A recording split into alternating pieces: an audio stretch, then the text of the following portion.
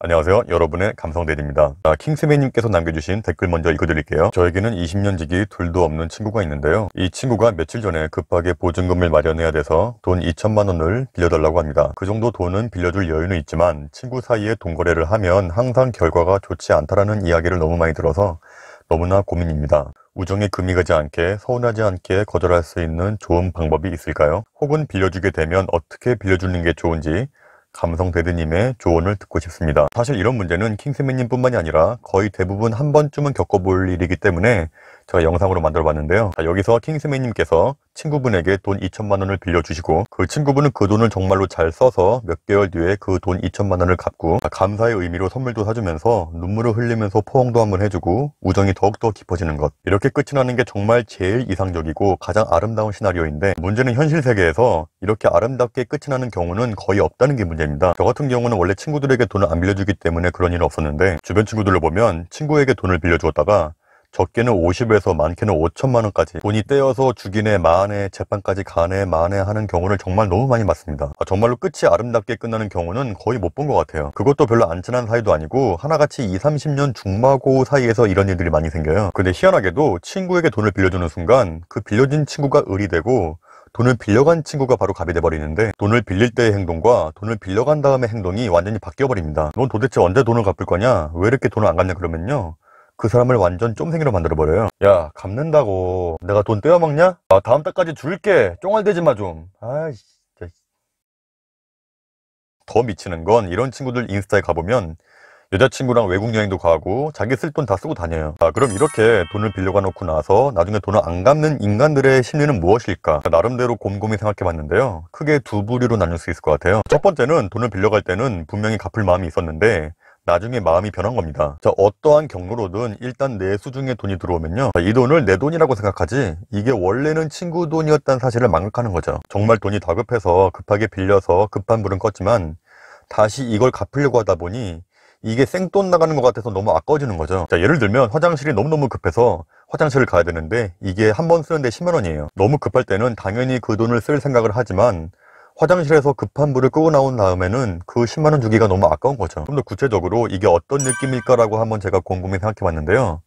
아마 이런 것 같아요. 제가 예전에 자영업을 할 때 이런 고객이 있었어요. 단골 손님이었는데 한 번은 저에게 일단 현금을 일시불로 100만 원 줄 테니 자기가 여기서 물건을 가져갈 때마다 얼마를 가져갔다라고 장부에 적어서 기록을 하고 그렇게 매번 100만 원어치 물건을 가져가겠다는 거예요. 무슨 본인의 세금 문제 때문에 그렇게 부탁을 했는데 어차피 저는 뭐 현금 일시불이 100만 원 들어오는 거니까 저는 흔쾌히 허락을 했습니다. 그분은 나중에 와서 100만 원어치 물건만 가져가면 되는 거니까. 근데 사람 심리가 되게 웃긴 게요, 그 손님이 다음에 올 때마다 돈을 안 내고 물건을 가져가니까 이게 이상하게 아까운 거예요. 그분께서는 저에게 현금 100만 원어치를 선결제했기 때문에 당연히 물건을 가져가는 건데, 제 생각에는 아마 돈을 빌려간 다음에 안 갚는 사람들의 심리가 이런 느낌 비슷한 게 아닌가 싶어요. 하지만 그런 느낌이 든다 하더라도 그러면 안 되는 거죠. 정상적인 인간이라면 친구 돈을 빌려갔으면 빨리 갚을 생각을 하는 게 맞는 거죠. 그리고 두 번째는 처음부터 애초에 돈을 갚을 마음이 없던 부류입니다. 제가 처음에 말씀드렸죠. 돈을 빌려가는 순간 빌려주는 사람이 을이 되고 빌려간 사람이 갑이 된다는 거. 그게 왜 그러냐면요,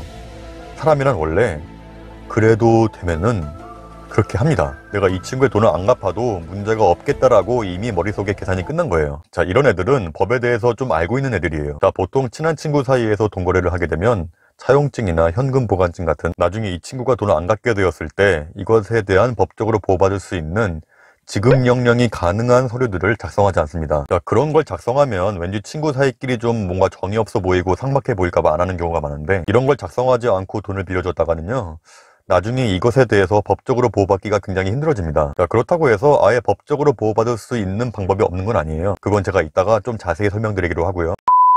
이렇게 친구가 돈을 빌려줄 때 아무것도 작성하지 않고 돈을 빌려주게 되면 이 두 번째 부류의 인간들은 아싸 호구 잡았다 하면서 속으로 쾌재를 부를 겁니다. 이런 양아치 같은 애들은 이미 알고 있어요.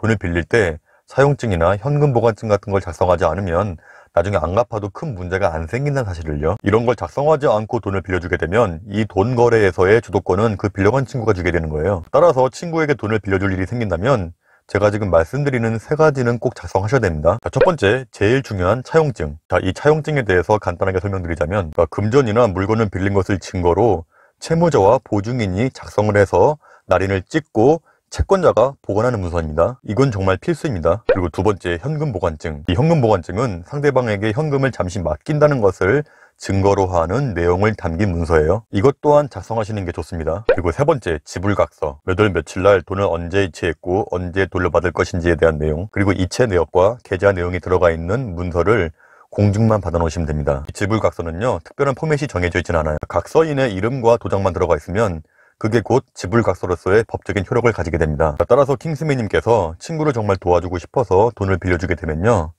친구분에게 이렇게 말씀해 보세요. 너는 내 친구고 누구보다 너를 믿기 때문에 내가 돈 2천만 원 빌려줄게. 하지만 그 전에 너도 나에게 믿음을 보여줬으면 좋겠어 하면서 아까 제가 말씀드린 차용증, 현금보관증, 지불각서, 이 세 가지를 작성하고 공증받으러 가자라고 말씀해 보세요. 친구분이 정말로 갚을 마음이 있고 진정 친구를 위해서라면 친구를 안심시키기 위해서라도 기꺼이 하자고 할 겁니다. 그런데 만약에 여기다 대고 야, 친구끼리 너무한 거 아니냐, 너무 삭막하다, 정이 없다, 그런 거 꼭 해야 되냐 그러면요, 그냥 그 친구 안 보시면 됩니다. 친구 돈 2천만 원 빌려가면서 그딴 소리 짓거리는 놈은요, 친구 안 해도 돼요. 그런데 만약에 이 모든 걸 작성했음에도 불구하고 돈을 갚지 않는다, 그러면 법원에 지급 명령을 신청하는 게 있습니다.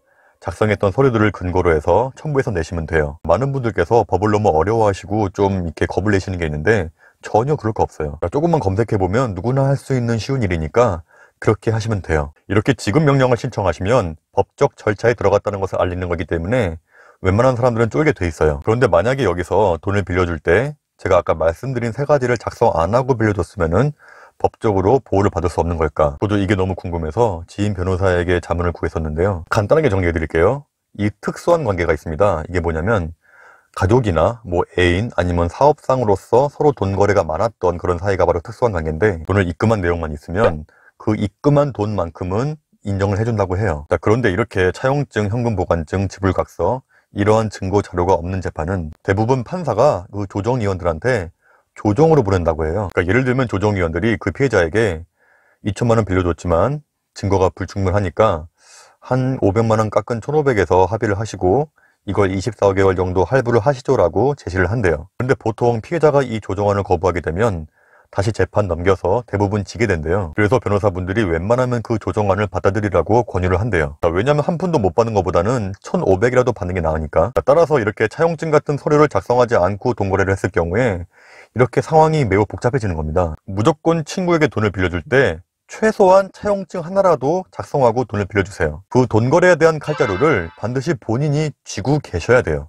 자, 그런데 여기서 진짜 큰 문제는 변호사 비용, 재판 비용 다 들어가면서 재판에 이겨서 법원이 그 친구에게 언제까지 돈을 갚으라고 명령을 내렸는데 이 친구가 돈이 없다고 배째라고 나오면요, 이게 정말 답이 없어요. 정말 마지막 수단인 사기죄 고소가 있는데 이거 하자면 또 변호사 대야죠, 재판 비용 대야죠, 시간 낭비하죠, 돈 낭비하죠. 따라서 이 두 번째 부류의 인간들은 이미 이런 걸 다 알고 있어요. 이 친구가 나에게 재판까지 걸어서 끈질기게 물어질 애가 아니라는 걸 이미 알고 있는 거죠. 대한민국 법이 정말 꼼수가 많아서 분명히 법원에서 돈을 갚으라고 명령을 해도 가지고 있는 재산을 막 은닉해서 막 가족들 명의로 돌리고 돈을 세탁해서 현금으로 만들어놔서 어디 짱박아 놓고 그러면요, 재판을 이기고도 정작 이걸 받을 수 있는 길이 정말 없다고 합니다. 애초에 돈을 빌릴 때부터 돈을 갚을 마음이 없던 아까 말씀드린 두 번째 부류의 인간들은요, 이러한 법의 맹점을 잘 알고 있을 놈들일 가능성이 높아요. 사기죄, 채무 이런 거 이행 안 하면 강제로 신체를 기증한다든지 아니면 강제의 노역을 시킨다든지 이러한 법이 생기지 않는다면